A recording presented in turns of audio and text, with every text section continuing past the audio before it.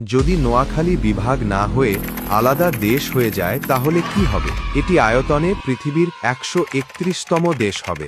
দেশটি আয়তনে Brunei, Luxembourg, মাল্টা, cypress অথবা বাহারাইন থেকেও বড় হবে। দেশটি পৃথিবীর ১৩৬তম জনসংখ্যার দেশ হবে, যার জনসংখ্যা New Zealand, Serbia, Laos, Paraguay, Bulgaria কিংবা উরুগুয়ের জনসংখ্যার থেকেও বেশি।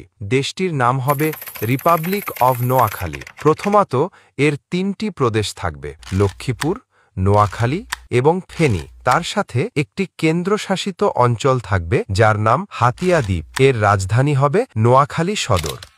এটি প্রতিবেশী বাংলাদেশের কুমিল্লা বিভাগ, চট্টগ্রাম বিভাগ আর ভারতের ত্রিপুরা রাজ্য এবং বঙ্গোপসাগরের সাথে সীমান্ত শেয়ার করবে।